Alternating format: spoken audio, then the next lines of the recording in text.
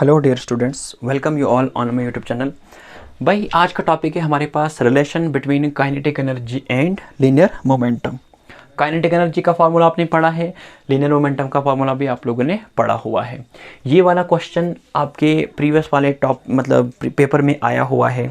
Okay, class 11th की बात करता हूँ मैं, जेके बोस में ये वाला क्वेश्चन पूछा गया है।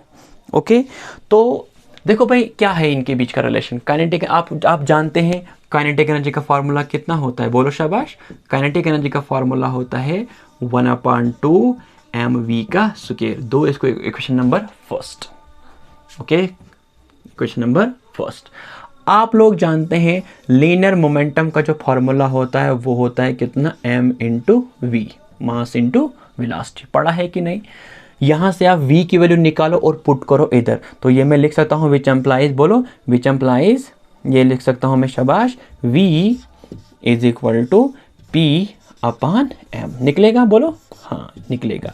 तो therefore put the value of v in equation first. तो मैं लिखूंगा देयरफॉर फ्रॉम इक्वेशन फर्स्ट। तो क्या बनेगी फर्स्ट इक्वेशन, बोलो kinetic energy is equal to, ये बनेगा 1/2 मास और v का स्क्वायर है ना। तो बताओ v का स्क्वायर, जब हम v की जगह ये पुट करेंगे तो ये बनेगा कितना, p का स्क्वायर अपॉन m का स्क्वायर। ये m और ये m क्या हो जाएगा, कैंसिल हो जाएगा। तो ये बनेगा कितना, kinetic energy is equal to p square upon 2m। ध्यान रखना भाई आप, रिलेशन तो ये आसान दिख रहा है लेकिन इसमें कंसेप्ट छुपा हुआ है। देखो क्या है, यहां देखो काइनेटिक एनर्जी का रिलेशन मास के साथ क्या है, डायरेक्टली, कि जिसका मास ज्यादा उसमें काइनेटिक एनर्जी ज्यादा। लेकिन यहां देखो kinetic energy inversely proportional to mass. यहां कौन सा रिलेशन है, डायरेक्टली, और यहां कौन सा रिलेशन है, इनवर्सली। इसी बात को हमें समझना है कि ये रिलेशन हमें क्या कहता है। देखो इधर इस चीज को पहले यहां देखो, 1/2 तो आपको पता है ये कांस्टेंट है ना। 1/2 क्या है, बोलो शाबाश। 1/2 जो है ये कांस्टेंट है। हाँ, अब मुझे बताओ अगर किसी बॉडी की वेलोसिटी क्या रहेगी, कांस्टेंट रहेगी। अगर किसी बॉडी की वेलोसिटी क्या रहेगी, बोलो कांस्टेंट रहेगी। मतलब ये भी कांस्टेंट और ये भी constant. If velocity remains constant, अगर हम दो बॉडीज की वेलोसिटी को रखेंगे कांस्टेंट, और उस वक्त क्या होगा फिर relation, kinetic energy is directly proportional to mass. इसका एग्जांपल ही आप समझो। मिसाल के तौर पर मैंने कहा ये हमारे पास कोई ऑब्जेक्ट है और ये हमारे पास कोई दूसरा ऑब्जेक्ट है। अगर ये वाला ऑब्जेक्ट इसका मास रखा मैंने 5 kg और इसका मास रखा मैंने 2 kg, और ये बॉडी मूव कर रहा है 2 मीटर पर सेकेंड और ये बॉडी भी मूव कर रही है 2 मीटर पर सेकेंड, मतलब वेलोसिटी दोनों की क्या रखी मैंने, सेम, 2 मीटर पर सेकेंड 2 मीटर पर सेकेंड। Velocity remains constant. तो मुझे बताओ फिर इन दोनों में से काइनेटिक एनर्जी किसकी ज्यादा होगी, बोलो। If the velocity remains constant तो इन दोनों में मास किसका ज्यादा, मतलब काइनेटिक एनर्जी किसकी ज्यादा होगी। आप कहेगा सर अगर वेलोसिटी रहती है कांस्टेंट तो काइनेटिक एनर्जी का रिलेशन मास के साथ कैसा होता है, डायरेक्टली। आप कहेगा सर 5 kg की काइनेटिक एनर्जी जो होगी वो क्या होगी, ज्यादा होगी, और 2 kg की काइनेटिक एनर्जी क्या होगी, कम होगी। क्यों? क्योंकि आपने किसको देखा, वेलोसिटी को देखा। तो आप लोगों को यही क्वेश्चन आ सकता है एमसीक्यूज में, if the two bodies moving with a same velocity or constant velocity having mass 5 kg and 2 kg, तो बताओ काइनेटिक एनर्जी फिर किसकी ज्यादा होगी। तो आप कहेगा सर जब वेलोसिटी रहती है कांस्टेंट तो kinetic energy is direct proportional to mass, मतलब जिस बॉडी का मास ज्यादा होता है उसका काइनेटिक एनर्जी भी क्या होता है, ज्यादा होता है। ये हो गया concept number first. Concept number second, यहां पर देखो, यहां पर काइनेटिक एनर्जी और मास का रिलेशन कौन सा है, इनवर्सली। लेकिन ये वाला फॉर्मूला आपको पता कब लगाना है, जब आप लोगों को अगर आपके एग्जाम में पूछा गया if the linear momentum of the two bodies remains constant, मतलब अगर लीनियर मोमेंटम क्या रहेगा, दो, जिस तरह से वेलोसिटी की बात की मैंने, तो याद रखना अगर किसी बॉडी का लीनियर मोमेंटम क्या रहता है, अगर दो बॉडीज का लीनियर मोमेंटम कांस्टेंट है तो उस वक्त काइनेटिक एनर्जी का कैसा रिलेशन है मास के साथ, आप कहेगा इनवर्सली प्रोपोर्शनल टू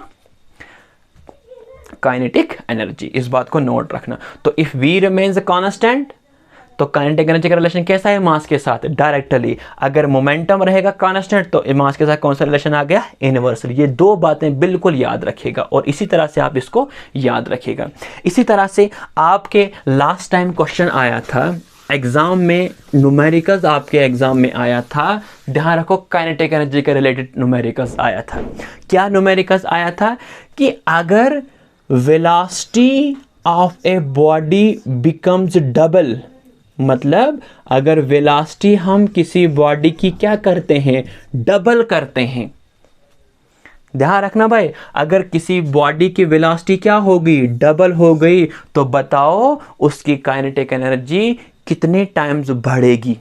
सुनो, डबल का मतलब क्या होता है, देखो अगर v है तो डबल का मतलब 2v, तो देखेंगे काइनेटिक एनर्जी का रिलेशन क्या है। तो काइनेटिक एनर्जी जो है क्या बनेगी उस बॉडी की जिसकी वेलोसिटी डबल हो गई, आप कहेंगे sir kinetic energy is equal to 1/2 और ये बनेगा m, और वेलोसिटी कितनी हो गई, अब डबल हो गई, मैं लिखूंगा 2v का स्क्वायर। तो जब आप इसको पुट करोगे तो ये बनेगा kinetic energy is equal to, ये बनेगा 1/2 m, तो दो को भी दो बार मल्टीप्लाई करो, कितना बनेगा, ये बनेगा 4, ये बनेगा v का स्क्वायर। इस 4 को बाहर ले चलो तो ये बनेगा kinetic energy is equal to 4, ये बनेगा 1/2 mv का स्क्वायर। तो मुझे बताओ काइनेटिक एनर्जी कितने टाइम्स बढ़ी अगर किसी बॉडी की वेलोसिटी हमने क्या की, डबल की, तो बताओ कितने टाइम्स, 4 टाइम्स। ये न्यूमेरिकल्स भी आपको लास्ट टाइम एग्जाम में आया था 2 नंबर का, कि अगर किसी बॉडी की वेलोसिटी क्या हो जाती है, डबल हो जाती है, तो उसकी काइनेटिक एनर्जी कितने टाइम्स बढ़ती है, 4 टाइम्स बढ़ती है। इसी टाइप के न्यूमेरिकल्स मैं आप लोगों को ग्रुप में सेंड कर दूंगा, तो वहां से आप लोग इन न्यूमेरिकल्स को करिएगा अच्छे से। ओके, होप ये चीज़ आप लोगों को समझ आ गई। और कल हम पढ़ेंगे conservative and non conservative forces के बारे में। देखो भाई, बहुत सारे बच्चे हमें कह रहे हैं कि सर आप इस पे गूगल या जूम ऐप पे या गूगल ऐप पे आप क्लास ले लो। देखो भाई, बहुत टिपिकल होता है वहाँ पर इस बात को समझना, क्योंकि मुझे बोर्ड का इस्तेमाल भी करना है, बात आई समझ। तो अगर आप लोगों को किसी कंसेप्ट में प्रॉब्लम आती है तो आप मुझे पूछ सकते हो और मैं इसी तरह से आप लोगों को डिलीवर करूंगा वो कंसेप्ट भी। लेकिन जब तुम लोग मुझे पूछोगे ही नहीं तो मुझे कैसे पता चलेगा आप लोगों की कमी कहाँ होती है। तो जो जिस ऐप की बात आप कर रहे हो ना, उस पर क्लास लेना थोड़ा मेरे लिए बहुत टिपिकल है। क्यों? क्योंकि मुझे बोर्ड का इस्तेमाल करना ज़रूरी है, और जो मोबाइल का स्क्रीन तो बहुत छोटा होता है, इस पर तो वीडियो रिकॉर्ड ही कर सकता हूँ, बात आई समझ। उस पर हम उतना डेरिवेशन नहीं कर सकते हैं, इतने बड़े बड़े डेरिवेशंस हम लोग मोबाइल ऐप पे कैसे कर सकते हैं, बात आई समझ। तो होप आप लोग मेरी इस प्रॉब्लम को समझ सकते हो। मतलब फिजिक्स अगर आपको समझनी है तो विदाउट बोर्ड आप नहीं समझ सकते, पेन और कागज़ का इस्तेमाल नहीं कर सकते, बोर्ड का इस्तेमाल करेंगे तभी कुछ पल्ले पड़ेगा, बात आई समझ। और ये जो हमारे पास इस टाइम जो मतलब कोरोना वायरस की जो पेंडेमिक चल रहा है, आप लोगों को हमारे साथ मतलब क्या करना है, कोऑपरेशन रखनी है, आप लोगों को बताना है कहाँ पर क्या प्रॉब्लम आती है। ओके, तो अगर आप मुंह नहीं खोलोगे, मुझे कैसे पता चला आप घर में हो, मैं अपने घर में हूँ, तो हम कैसे आप मतलब आपस में समझ सकते हैं कि प्रॉब्लम कहाँ पर है। तो जहाँ प्रॉब्लम आती है वहाँ पर आप मुझे बताया करो। ओके, तो होप ये आप मुझे समझ सकते होंगे मैं क्या बोलना चाहता हूँ। तो बाकी मैं कल पढ़ाऊँगा, कल हमारा टॉपिक होगा conservative and non conservative forces के बारे में।